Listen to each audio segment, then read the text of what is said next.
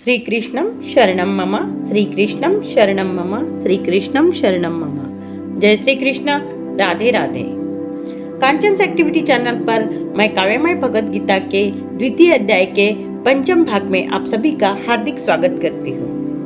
भगवद गीता का यह उपदेश युगों युगों से जन जन के कल्याण हेतु दिया गया है। मैं युगों युगों से इसलिए कह रही हूँ कि चतुर्थ अध्याय में भगवान कहते हैं कि इसे मैंने सबसे पहले सूर्यदेव विवस्वान को बतलाया था।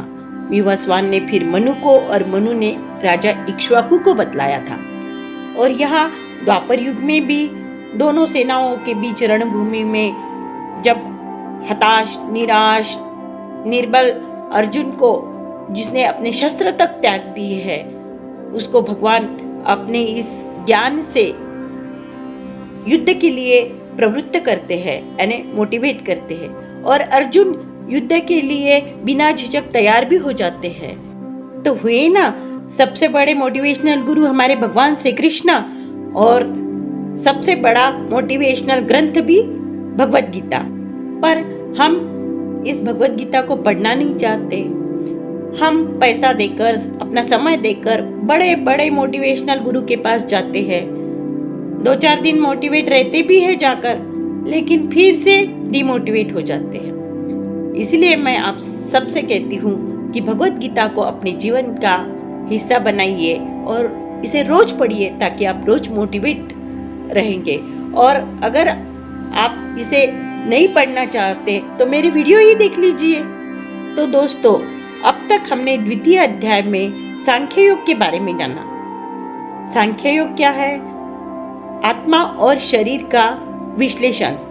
भगवान श्री कृष्ण ने आत्मा और शरीर का यहाँ गहन विश्लेषण किया है, और इसको समझाते हुए अर्जुन को वे बुद्धि योग या कर्म योग की तरफ ले जा रहे हैं। तो अब सुनते हैं हमारी काव्यमय भगवद गीता।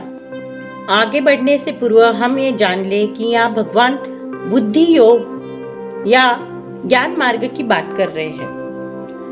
इस पथ पर चलने से अधूरे कार्य से भी ना हानि होती ना रास, अल्प कार्य करके भी स्थायी प्रभाव डालता यह प्रयास। इस पथ पर चलने से अधूरे कार्य से भी ना हानि होती ना रास, अल्प कार्य करके भी स्थायी प्रभाव डालता यह प्रयास। इस मार्ग पर चलने वालों का होता एक लक्ष्य और दृढ़ प्रयोजन। इससे विपरीत मार्ग पर जो चलते वे अनेक शाखाओं में विभक्त हो जाते हैं गुरुनंदन। इस मार्ग पर चलने वालों का होता एक लक्ष्य और दृढ़ प्रयोजन। इससे विपरीत मार्ग पर जो चलते वे अनेक शाखाओं में विभक्त हो जाते हैं गुरुनंदन।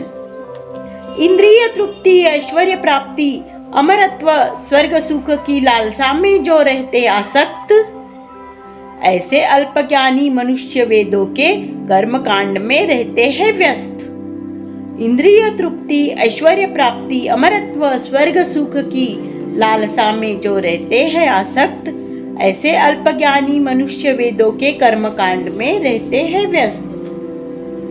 इंद्रिय भोग की लालसा में जिनका रहता सदैव मन, अस्थिर मनुष्य फिर माया के चक्र में पड़ कर लेता खुद का ही पतन। इंद्रिय भोग की लालसा में जिनका रहता सदैव मन, अस्थिर मनुष्य फिर माया के चक्र में पड़ कर लेता खुद का ही पतन। प्रकृति के सत्व, तम और रज गुणों का है वेदों में वर्णन। इन तीनों से ऊपर उठो हे अर्जुन, कर लो आत्मपरायण। प्रकृति के सत्व, तम और रज गुणों का है वेदों में वर्णन। इन तीनों से ऊपर उठो हे अर्जुन, कर लो आत्मपरायण।